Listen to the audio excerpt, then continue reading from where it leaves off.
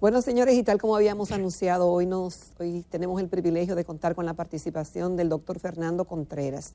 Él es gastroenterólogo, dirige el Centro de Gastroenterología Avanzada y es una marca en la República Dominicana.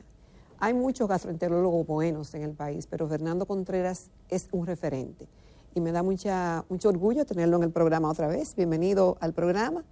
Tenía unos meses que no nos acompañaba, pero aquí estamos. Y hoy, como yo decía al inicio del programa, cuando hablaba de tu participación, que vamos a aprovechar el tiempo porque triunfar y mantener ese éxito es un reto para cualquier profesional. Y la medicina no es la excepción. Y hay que destacar que el doctor Fernando Contreras estudió medicina en la Universidad Nacional Pedro Enríquez Ureña y se graduó magna cum laude. Pero luego se fue a Estados Unidos e hizo una residencia en un hospital de Pensilvania, en Filadelfia. Ha sido premiado por la sociedad de ser el primer dominicano en recibir la distinción de AGA Fellowship por la Asociación Americana de Gastroenterología, que es la más prestigiosa a nivel mundial.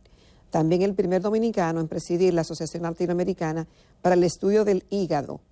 Entonces, si leemos el currículum de Fernando, bueno, viene de una familia que se nota, del reconocido empresario ganadero Cesario Contreras, y también su madre, que no quiero olvidar su nombre, la doctora Blanca Teresita Peña. También el señor Contreras, el Cesario Contreras, tú me decías que es abogado. Sí.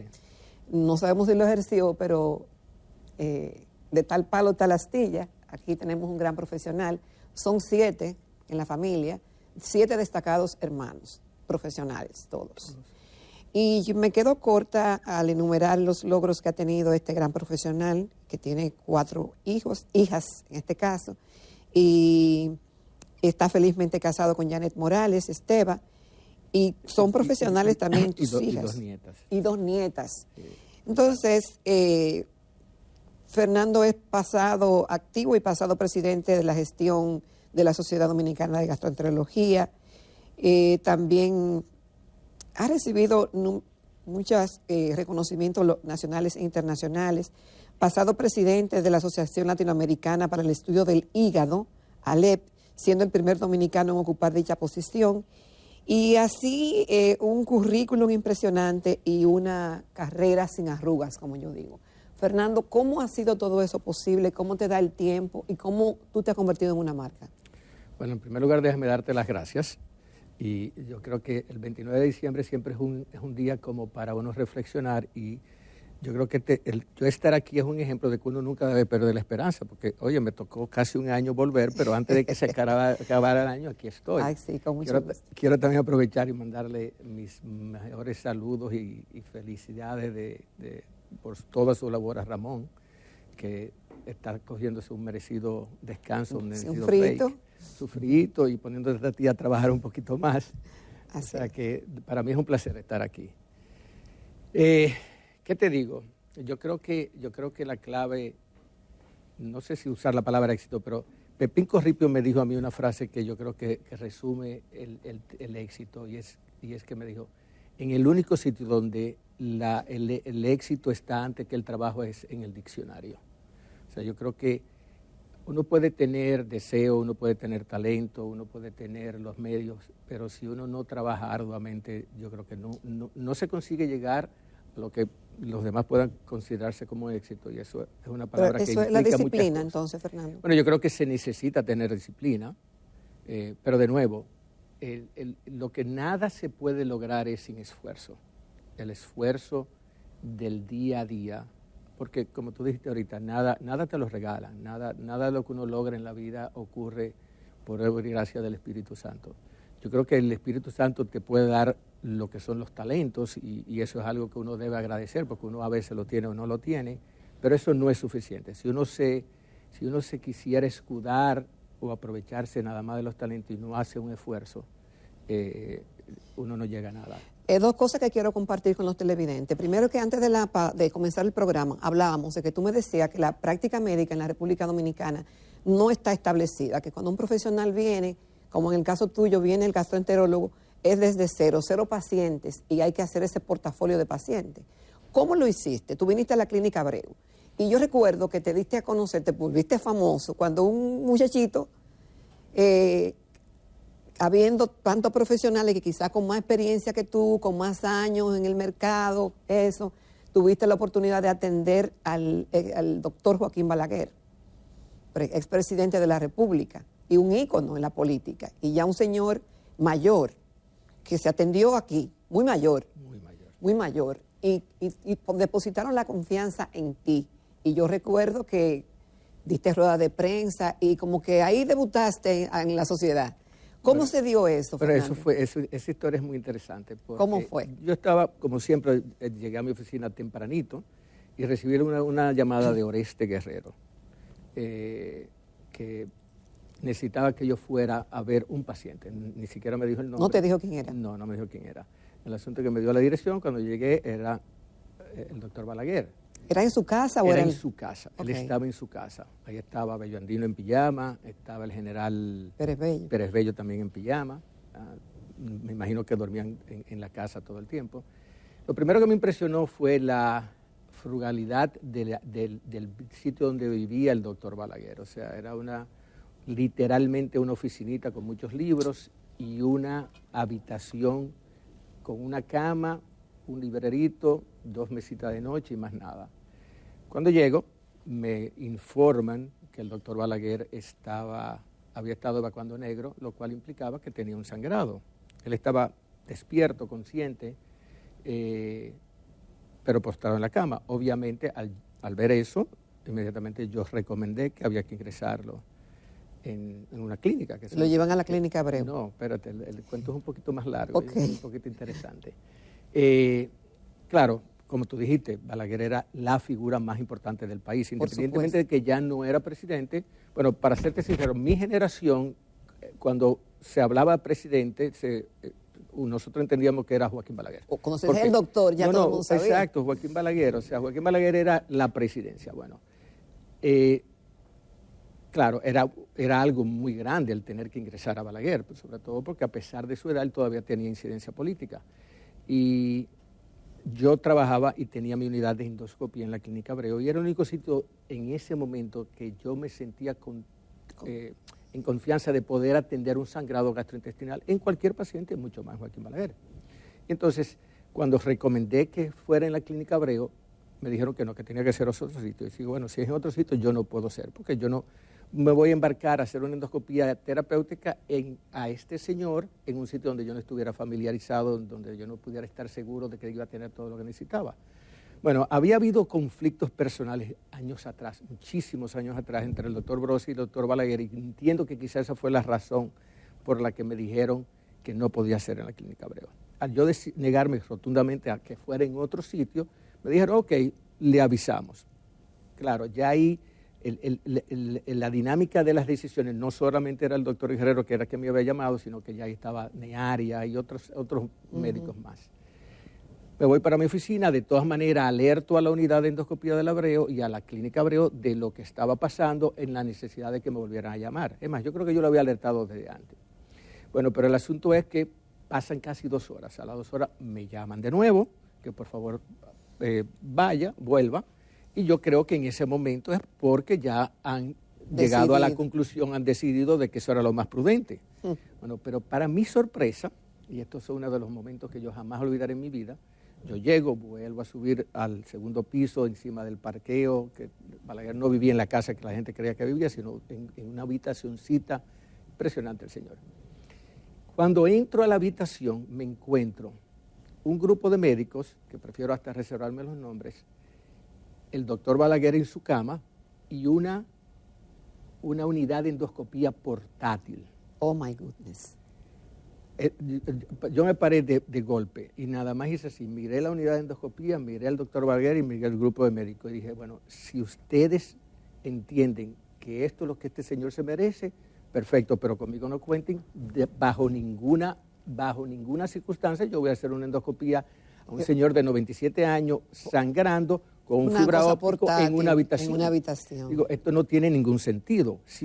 Además, si ustedes creen que ya el país no sabe, ya allá afuera hay prensa, o sea que Lo único peor que saber que el doctor Balaguer tiene un sangrado es atenderlo aquí. Además, yo creo que si hay alguien que no se merece un cuidado de esa manera es el doctor Balaguer. O sea, que conmigo no cuenten para eso. Oh, o sea, no sé dónde me salió el valor, porque vuelvo y te digo, como tú dices, yo era joven, quizás ese grupo de médicos todos me doblaban la edad, pero inmediatamente yo me volteé y dije, no me voy, el doctor Oreste me paró, me quedé sentado un rato, deliberaron. Nunca me olvido que el doctor Neyaria en una como que se incomodó y dijo que lo que había que resolver, y digo, doctor, yo tengo más de 2 horas diciendo lo que hay que hacer. Finalmente, en ese momento decidieron que eso era lo que había que hacer. Para mi sorpresa, no había ni siquiera una ambulancia, tuvimos que esperar la ambulancia, pero finalmente fuimos y llevamos al doctor Balaguer. Y la verdad que fue una semana que yo tuve que cerrar mi oficina, fue algo que todavía yo no entiendo cómo lo pudimos manejar. Y lo lamentable es que ya, a pesar de que fue una semana muy intensa, donde hubo altos y bajos, él estaba mejor y le íbamos a dar de alta. De hecho, el sábado en la noche teníamos el plan para el domingo arreglar todo lo que había que arreglar en su casa, porque el lunes lo íbamos a mandar a su casa, pero en la madrugada del domingo tuvo un paro cardíaco y falleció. ¿Tú piensas que si se hubiera atendido más a tiempo, quizás eso no hubiera ocurrido? No, yo creo que él estaba muy mayor, tenía 97 años, hubo un dilema muy grande en su cuidado, y era que él estaba sangrando, logramos parar el sangrado, pero también había que anticoagularlo porque él había tenido un derrame cerebral reciente y necesitaba anticoagulación. Volvimos a poner la anticoagulación, volvió a sangrar, ahí aspiró, o sea, era demasiado. ¿Eso te ayudó en tu carrera o no te ayudó en tu carrera? ¿Te dio a conocer más? Bueno, mira, la verdad es, yo creo que probablemente me dio a conocer más a nivel del país, pero yo no creo que uno hace una carrera médica porque lo conozcan a nivel público. Yo creo que uno hace una carrera médica, buena o mala, con cada paciente que uno atiende. Yo creo que cada paciente, yo siempre digo que la práctica médica es como un ladrillo, es una pared de ladrillo, donde cada paciente es un ladrillo. Cada paciente que tú ves y que queda conforme es un ladrillo que se queda en la pared. Entonces uno debe tratar de que por lo menos 9 de cada 10 ladrillos se queden para uno poder lograr una pared que significa una práctica o una carrera exitosa. Fernando, ¿tú puedes compartir conmigo y con el público lo que me dijiste hace poco que estuvimos en el Teatro Nacional viendo el reconocimiento de amigos queridos en comunes en el Premio Oscar de la Renta? Y cuando estábamos en el lobby yo veía que mucha gente te saludaba con mucho cariño. Y yo te pregunté, Fernando, te quieren mucho la gente. ¿Tú puedes compartir con los televidentes la respuesta que tú me diste? Sí, yo creo que de la única forma, y yo espero que haya sido esta la respuesta, la única forma de que uno reciba cariño es dando cariño. O sea, el cariño no se compra, no se exige, no se impone. Yo creo que uno solamente recibe cariño cuando uno se da, cuando uno se entrega a los demás. Y como dice la Biblia, lo demás viene por añadidura. Pero tú decías que si los malos supieran lo bueno que es ser bueno, fueran buenos aunque sea por negocio. Eso sí es verdad. Eso sí es verdad. Porque de verdad yo creo que esa es la clave de recibir algo de cariño. Bueno, vamos a hacer una pausa y cuando regresemos de la pausa yo quiero que hablemos de la calidad en el servicio y después, obviamente, del tema de la gastroenterología. Con tu permiso y el de los televidentes. Nos honra esta mañana con su presencia el doctor Fernando Contreras, director del Centro de Gastroenterología Avanzada, gastroenterólogo, y que ha sido reconocido tanto en el país como fuera del país por sus prácticas de calidad y por los aportes que ha hecho a la carrera. Y justamente, Fernando, yo quiero hablar de la calidad, porque desde que Fernando Contreras vino al país, se dio a conocer paciente cero hasta que logró su portafolio de clientes. Se distinguió por la innovación, porque eran servicios de calidad, porque había un protocolo, y no digo que antes se hacía mal, pero era moderno, es diferente. Y mantener esa calidad cuesta no solamente en términos de recursos económicos, sino también en términos de logística, de protocolos de seguimiento. ¿Qué valor tú le das a eso, a tu trabajo como profesional de la salud? Sí, fíjate, mira, tú sabes que cuando uno se va a Estados Unidos y hace una especialidad, más del 90%, por no decir el 95% de los muchachos que se van, se quedan en Estados Unidos. Y se quedan porque la plataforma que te ofrece ese sistema te permite hacer una carrera con calidad. Casi te obliga, o sea, la estructura, todo está diseñado para que tú tengas que brindar calidad. Cuando yo decido regresar al país, mi preocupación eran varias. Una de ellas era, obviamente, mantenerme actualizado, pero la otra era, y quizá la más importante, era la de yo poder brindar los servicios que yo había aprendido en la forma en que yo lo había aprendido a hacer. Y yo decía que si yo... Con los estándares de calidad. Con los estándares de calidad como yo lo había aprendido. Y mi meta era era lograrlo, pero que si yo no lo hubiera logrado, yo me hubiera regresado. O sea, yo no creo que yo hubiera podido ser un profesional feliz o satisfecho si yo no pudiera estar haciendo las cosas de la forma que yo entiendo que deben hacerse. No que deben hacerse. Rompiste esquemas. Exacto. Entonces, fíjate, lo primero que yo hice cuando llegué, y mira que no tenía un chele, o tenía muy poco, papi me ayudó naturalmente, pero lo primero fue que diseñé una oficina donde el paciente tuviera una sala de espera privada, climatizada, donde la secretaria tuviera un espacio grande para que me permitiera crecer y poder mantener un servicio. Mantener un servicio de calidad en una oficina médica ocupada requiere un personal enorme. Al principio, obviamente, no había mucho personal porque no había mucho paciente, pero tenía que tener la estructura, tener salas de exámenes donde el paciente se sintiera cómodo y digno, y una oficinita modesta, pero de nuevo, donde yo pudiera conversar adecuadamente con los pacientes. Eso fue mi oficina, que a la sazón fuera la oficina más grande de la Clínica Abreu y la única que tenía todos esos detallitos sencillos que yo te estoy diciendo, bueno, y un bañito privado para el paciente, un bañito privado para mí, cosas simples pero que hacían una diferencia. Lo mismo hice con la unidad de endoscopía. En esa época las unidades de endoscopía eran literalmente closet.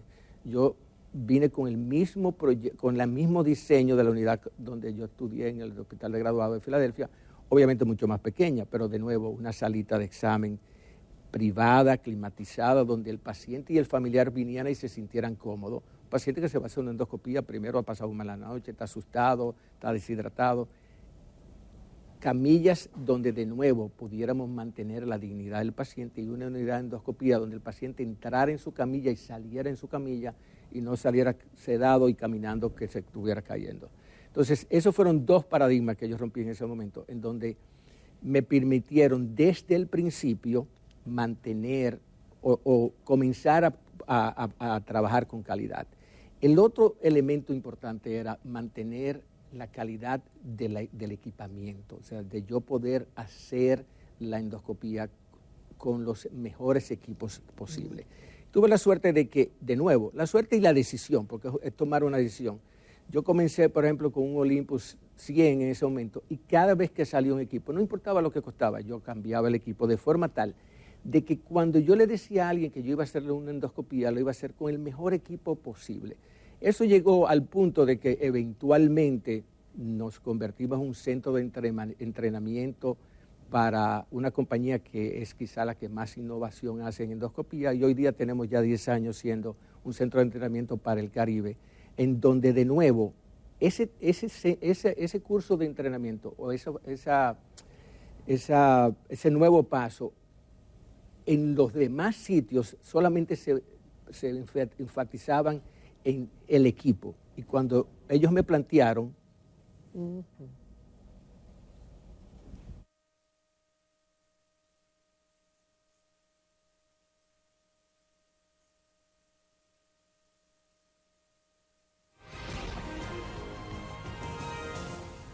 ya ustedes saben, se fue la luz. estamos en Navidad. Así es. Te decía que cuando ellos me plantearon ese nuevo centro de entrenamiento, yo le dije, yo quiero hacerlo algo diferente, porque entiendo que yo no hago nada diciendo lo bueno que son estos equipos, si no hacemos que todo el proceso sea de calidad. Y de hecho así se llama el curso, calidad de la A hasta la Z, que va desde cuando tú indicas el procedimiento, las instrucciones, cómo tú recibes el paciente, cómo tú tratas al paciente, antes, durante y después. O sea que yo creo que la calidad ha sido mi norte, y obviamente eso implica mucho esfuerzo, mucho tiempo, mucho dinero. Tú tienes que sacrificar mucho de tus recursos. Yo sé que yo tengo fama de ser carero, pero de la única forma en que tú puedes dar calidad es invirtiendo en los procesos. Pero no quiere decir que tú ganas más dinero, de hecho probablemente tú ganas mucho menos dinero, pero por lo menos tú duermes tranquilo. No, y la gente paga la calidad. Fernando, una endoscopía, ¿todo el mundo puede hacer una endoscopía o hay endoscopías que se pueden hacer mal hechas? Y si se hacen mal hechas o si todas se hacen iguales, pero si se hace mal, ¿eso tiene alguna repercusión futura para la salud del paciente? Como todo en la vida, tú puedes hacerlo desde muy mal a muy bien. Aquí el problema es que tú asumes una responsabilidad muy grande cuando tú le vas a hacer una endoscopía a un paciente.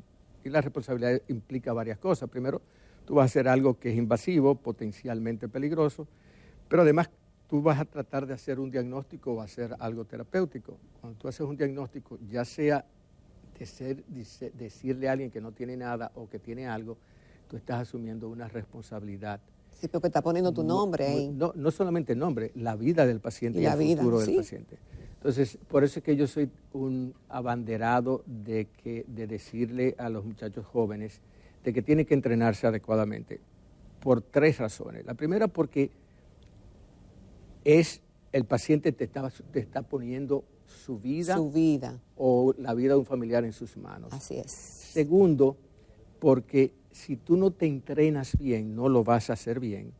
Y tercero, porque para tú poder ser feliz en tu día a día, que tú tienes que hacer eso, si tú te sientes confiado de que tú lo sabes hacer, tú lo disfrutas. Pero si cada proceso que tú vayas a hacer, tú no estás seguro, es un martirio. O sea, el tener que hacer una cosa que tú no haces bien, te da un estrés que no te permite disfrutarlo. Y cuarto, por todo lo demás, es porque es lo correcto. Fernando, yo sé que tú tienes una jornada de trabajo increíble. El éxito no te ha llegado y mantener lo que yo digo que es una marca, la marca Fernando Contreras, no ha sido fácil. Primero por innovar, por mantener esos estándares de calidad, por mantener el protocolo, por mantener también un staff que entienda la filosofía de trabajo de Fernando Contreras. Tú estás ahora en MedicalNet, en el Centro de Gastroenterología Avanzada, pero también tienes otro centro en la Plaza Piantini, que me vas a contar de eso. Y también está un proyecto de, yo diría que gourmet, de quesos, yogures y ¿qué más? Y quesos de untar. Y quesos de untar.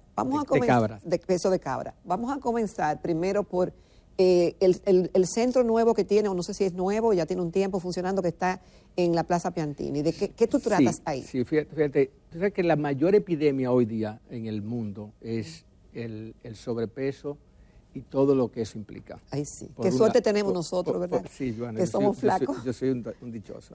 Sí, eso por un lado, o sea, las enfermedades metabólicas tienen una influencia enorme hoy día en la salud de las personas y obviamente el tracto gastrointestinal y sobre todo el hígado juega un papel. Juegan un papel extraordinario en mantener o perder la salud.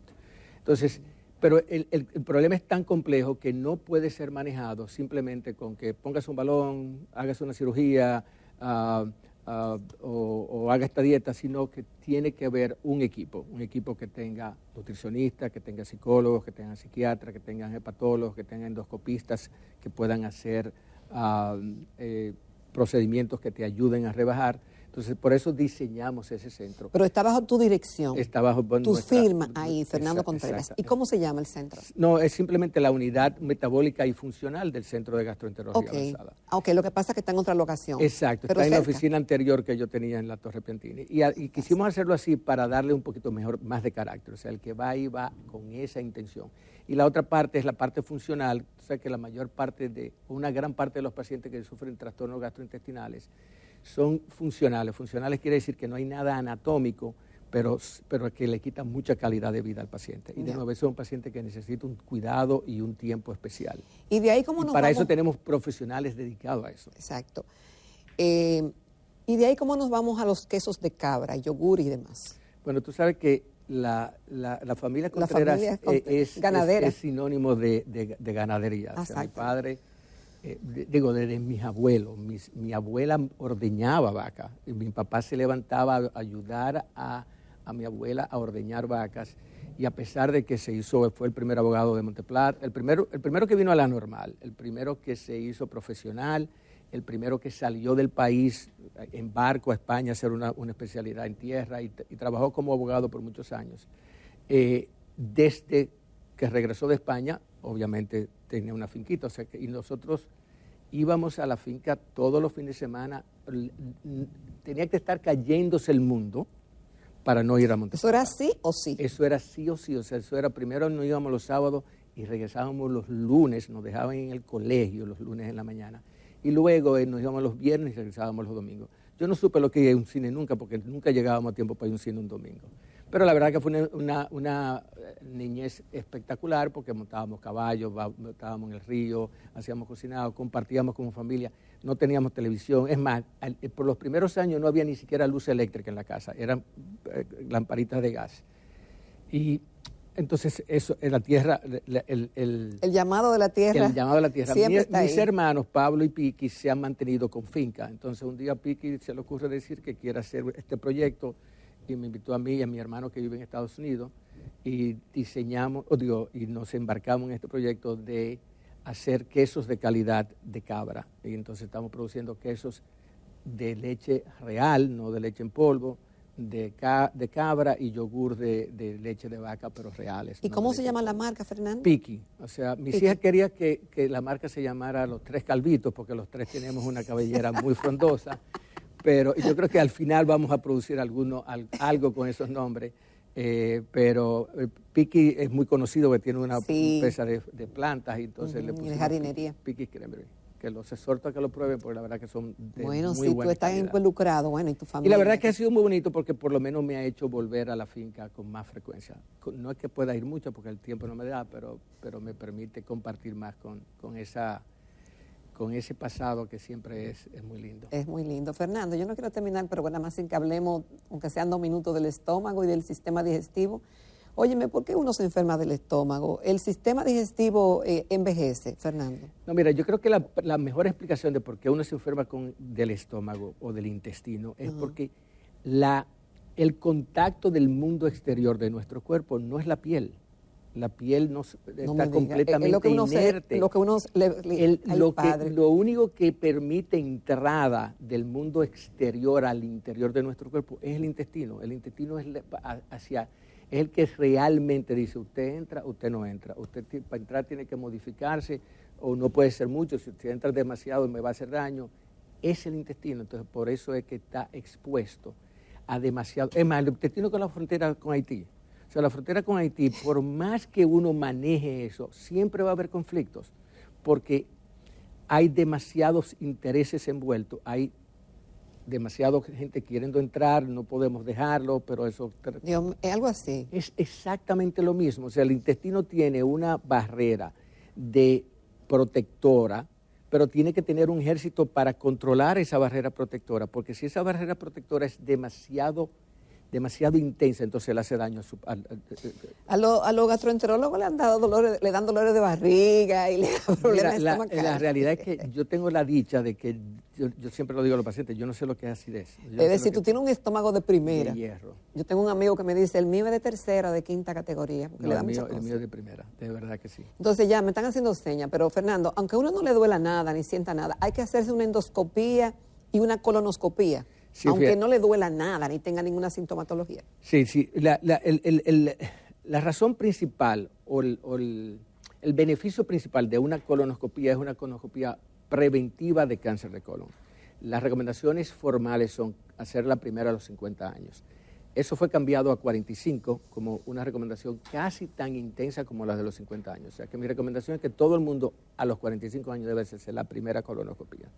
Y aunque no es una recomendación formal en todas las guías, yo creo que uno debe hacerse una endoscopía del estómago, aunque sea una vez en la vida, para poder determinar si tú tienes riesgos para desarrollar cáncer o no. Bueno, fantástico, Fernando. Agradezco esta conversación. Yo quise aprovechar y como te conozco y sé el gran profesional que eres y la calidad que ofreces en tus servicios, el referente que eres una marca, para que la familia dominicana, jóvenes profesionales y profesionales de todas las especialidades puedan aprender de cómo te convertiste en lo que eres hoy, lo que te costó ser un referente. Así que yo te deseo muchos éxitos, que siga creciendo en todas las actividades que emprenda y que este 2023 sea espectacular.